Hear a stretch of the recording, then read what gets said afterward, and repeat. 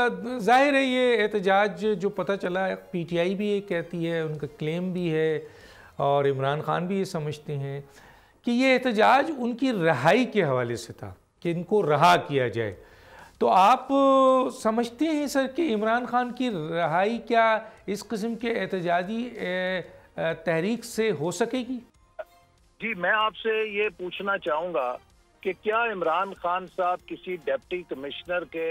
نظر بندی کے آرڈر کے تحت گرفتار ہیں یا وہ اپنے مقدمات کے اندر گرفتار ہیں؟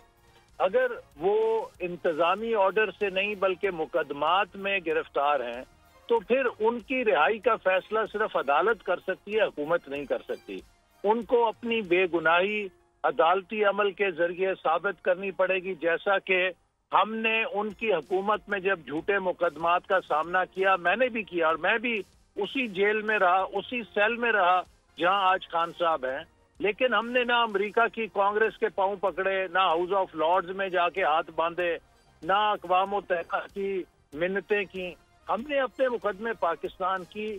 اندرونی سیاست کے تحت عدالتوں میں لڑے اور ان عدالتوں سے سرخرو ہوئے، لیکن عمران خان صاحب اور پی ٹی آئی نے اس وقت پوری دنیا کے اندر اپنے مقدمات میں پیروی کرنے کی بجائے ان کے وکلا تاریخوں پہ تاریخی لیتے ہیں، لیکن باہر جا کے پاکستان کے خلاف پروپیگنڈا کرتے ہیں۔ تو میں سمجھتا ہوں کہ یہ ان کے اصل عزائم ظاہر کرتا ہے کہ وہ جو فورن فنڈنگ کے ذریعے لوگ انہیں کنٹرول کرتے ہیں، وہ ان کے ذریعے پاکستان کی بدنامی کی سیاست کر رہے ہیں، پاکستان کو کمزور کرنے کی سیاست کرنے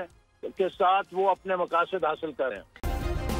سبسکرائب کریں اور بیل دبائیں تاکہ کوئی خبر رہ نہ جائے۔